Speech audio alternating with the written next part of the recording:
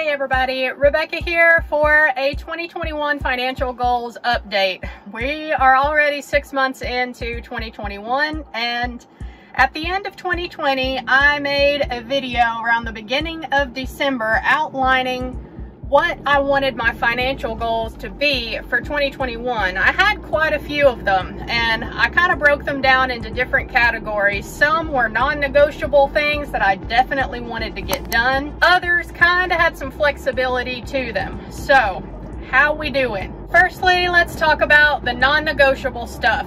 When 2021 started, I had a goal to, firstly, I wanted to get my emergency fund built back up to at least $5,000. I only had about $500 in my emergency fund when 2021 started, so that was a lofty goal there. And I'm happy to report that I was able to achieve that goal. I now have a $5,000 emergency fund in place, so that's good. Goal number one achieved. My second goal was to finish maxing out my 2020 Roth IRA. During the calendar year of 2020, I had only put $1,000 towards my Roth IRA. It kept getting put off for various reasons, and when 2021 hit, I realized, hey, I've only got a few months left that I can actually contribute to my Roth IRA. I have to get that done. That was a non-negotiable as well. So in my head, I realized that just between those two goals right there, I already had $9,500 worth of goals set for myself. But thankfully, I was able to finish maxing out my 2020 Roth IRA before that window of opportunity closed. So second non-negotiable, check. I did have one last non-negotiable financial goal for 2021, and that was to get my 2021 Roth IRA done as quickly as I possibly could, because I did not want to be in the same type of situation where I kept putting it off for whatever reason, and then 2022 rolls around and once again I need to get my 2021 Roth finished last minute. So when I set all of these non-negotiable financial goals up for myself for 2021,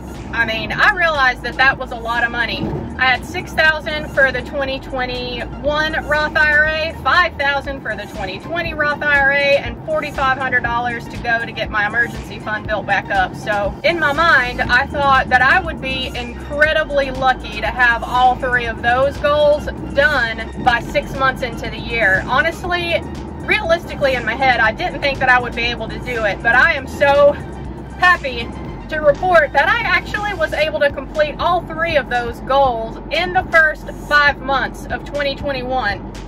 How did I do it?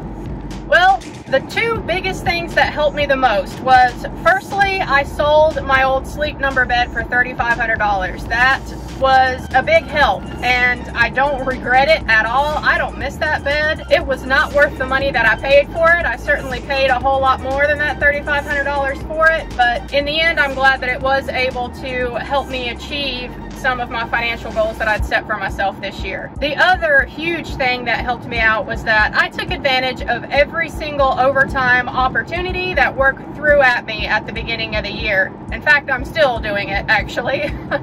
Every time they offer me overtime, I take it. So yeah, that was the second thing that helped me out the most. And lastly, also, I qualified for the stimulus checks, so, you know, that helped too. I threw that straight at my Roth IRA whenever I got it in, so, you know, $1,400, that's not nothing. So I went ahead and threw that in my Roth IRA to get it working for me as well. And between those three things, I was able to actually get those non-negotiable goals done in the first 5 months of the year. So that was definitely a huge win that I didn't think that I was actually going to be able to do. So I was pretty pleased about that. I did have some other financial goals that I had set for myself that weren't really as strict and weren't really time-bound goals either, which they say is a bad thing, but hey, I wasn't exactly sure when I was going to be able to get all of my non-negotiable financial goals done. So these were just an afterthought thought of the next things I wanted to do after I got those first 3 goals accomplished. So now I have a lot more time to work on these other financial goals than I thought I would have. So the first thing I had listed was to start contributing more to my work retirement account again, my 403B. At some point last year, I had my 403B contributions set to something like 15 or 16% of my gross income, and there did come a point where I had reduced that contribution back down to 7% to make the most use of my employer match that I could. My employer matches up to the first 3% completely, and then they'll match a 0.5% after that up to 7%. So in order to get the full work contribution match, I have to contribute 7%. So I had bumped it down to 7%, and that's where it has stayed. Now that I have those first 3 non-negotiable financial goals accomplished for 2021, I actually haven't bumped that up quite yet, and I'm not entirely sure that I will for 2021. I'm debating whether or not I should actually do that, because another goal that I had set for myself for 2021 was to start paying off this car aggressively. And that is something that I have started doing as of last month in May. I made my first extra payment towards the car. But when I started crunching the numbers for this year, I realized that I probably could pay this car off by the end of the year. I owe now about $13,500 on it. I could probably pay it off by the end of the year if I don't increase my work retirement contributions, and also if I don't take any big trips this year. And I don't think that me not taking any big trips this year is something that's going to happen, because I have realized the longer that this pandemic has drug out and the more overtime hours that I have taken, the more I have realized that I need a vacation, and I don't just want to go anywhere. I want to take some significant time off, go overseas and travel. So, you know, there's going to be some costs associated with that if I do that. But as of the time that I'm filming this video, it's still a little bit questionable as far as travel goes in the EU for American citizens, even if you're vaccinated. So, you know, that's a situation that's out of my control. But if and when it changes, then yes, I do want to start traveling again. And if I do take a big trip, or even 2 big trips this year towards the end of the year, then that might affect me actually being able to pay off my car. But I think as long as I am actually dedicating extra money every month towards the car payment, then I'm happy with that. I have also recently started putting extra money towards a travel fund for me. So every month at the end of the month, I am kind of splitting my leftover money between paying extra to the car. I put most of my extra money towards my car payment, and then I also put a little bit of extra money into my savings account too, and kind of just earmark that for travel at some point. So as long as I continue to do that for the rest of the year, then I'm probably not going to get my car paid off by the end of the year, but that's okay. You know, as long as I am making aggressive payments on it, then I'm happy with that.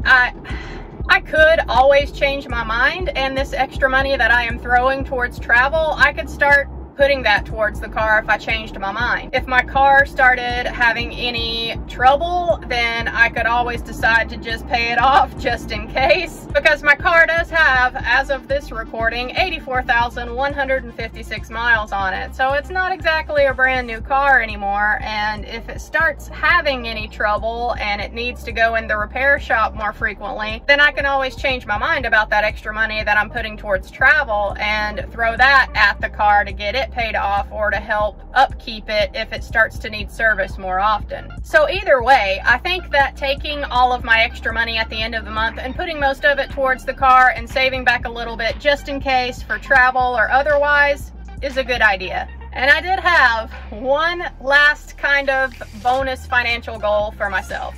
I thought that if there was any possible way that I had hit all of these other goals that I set for myself, got my Roths done, got my savings account built back up, started contributing more to the 403B, and somehow managed to also pay this car off and do a little bit of traveling, the last thing I wanted to work on was start saving to get my driveway done. I mentioned it in my 2021 goal setting video. I'll link to that one at the end of this one if you missed it, but I showed the driveway in that video. The situation is actually even worse now that it's summertime.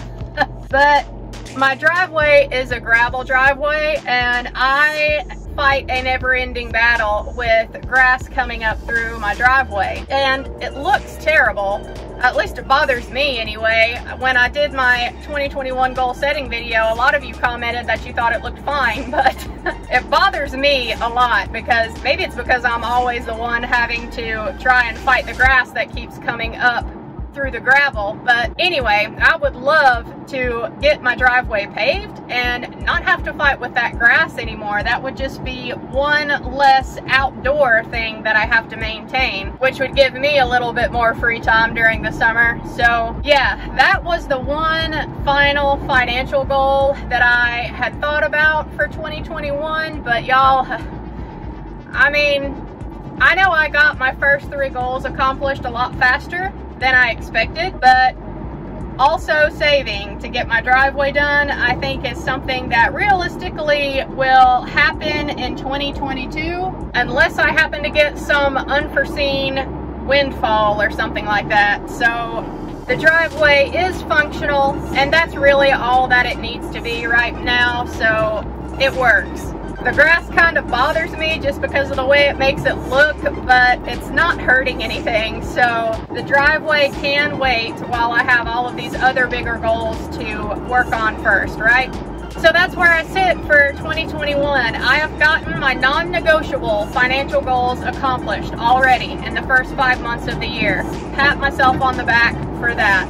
Now it is just a matter of continuing to aggressively pay on this car, and also save a little bit of extra money back for some travel opportunities potentially later in the year. And then lastly, if I'm able to do all of those things, then I'll look at bumping up my 403B contributions and saving a little extra to get the driveway done by maybe spring 2022. Because really, when winter comes again, all the grass in the driveway will die down. I won't have to look at it every day. And then I'll have some time over the winter to put back a little bit of extra money so that I could get the driveway done in spring of 2022. So that's where I sit. I hope you enjoyed this progress report of my 2021 financial goals. If you're new to the channel, welcome. Subscribe down below. I'm on YouTube documenting my journey to reach financial independence and retire early. So that is my #1 major goal that I have for myself. And I give you guys a progress report every single month on that too, because every single month we look at my budget reviews and we also take a look at how close I am to my FIRE number. So yeah, if you are into this personal finance stuff like I am, then leave me a like down below, subscribe, and I'll catch y'all in my next video. Bye guys.